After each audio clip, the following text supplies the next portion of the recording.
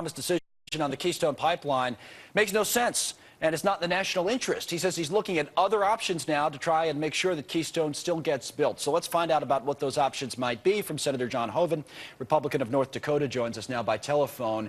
How are you still going to get this done, Senator? Good morning, Colin. Good to be with you. We actually started drafting legislation right after our earlier legislation passed, anticipating that the president might make the wrong decision, which he did. And so we developed legislation that would deem the project approved pursuant to Congress's commerce powers, which allow Congress to regulate commerce with foreign countries. So we're working on that with our leadership as well as members of the House, and also reaching out to Democrats as well. Right. What kind of traction are you getting there, and what's the likelihood that A, would pass, and then B, would get enacted? We were talking to the Nebraska governor yesterday. Dave Hoeven was on with us. It's a key state, and he supports Keystone, but he said, you know, it's going to take a while here. They might have to reapply, and then it might get worked out. He thinks it'll get done eventually, but a couple years down the line. You think much sooner than that, potentially? No, it really should be. Look at our situation right now. It's a big-time job creator. We need the jobs. We need to get people working. I need to get our economy going. Look at it from an energy perspective, particularly with what's going on in the Middle East with Iran. We need the oil. And not only this will move 100,000 barrels a day of oil from our state, North Dakota, to refineries, as well as oil from Canada, a total of 830,000 barrels a day that we don't have to import from the Middle East. And we're not even going to start building it for 2 years. And from an environmental standpoint, this is oil that's otherwise going to China, so you have to haul it over to China. You have higher emissions over there. So it's actually better environmental stewardship with the pipeline project. Let's get going on it.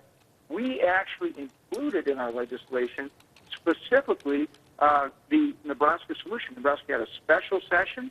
After that special session, they came out and said, we'll reroute this on that basis. Not only Governor Heineman, who's a good friend of mine, approved it, but also the senators, Mike Johann and Ben Nelson, and their legislature. Because the environmental for 2 years and then start building it makes no sense. The environmental concerns. I mean, the governor of Nebraska is a Republican as well, and as I said, he supports it. But he said those are legitimate concerns. It's just that if you do it in a different spot, if you can alleviate some of that. Go ahead. Yeah, I'll consider this. Consider this. We are not going to the Ogallala Aquifer, which is the western sand hills area, which they're concerned about. You can debate whether that's a concern or not, but they're not going through that. They're going to reroute it to the east.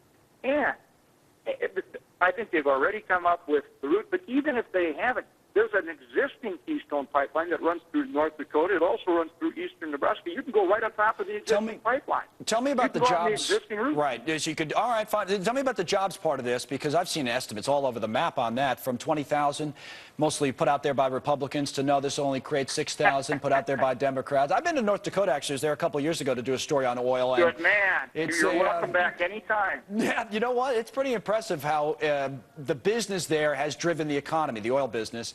So what do you trust, or have you seen any numbers that you've been able to run yourself in terms of how this equals jobs, and if so, how many?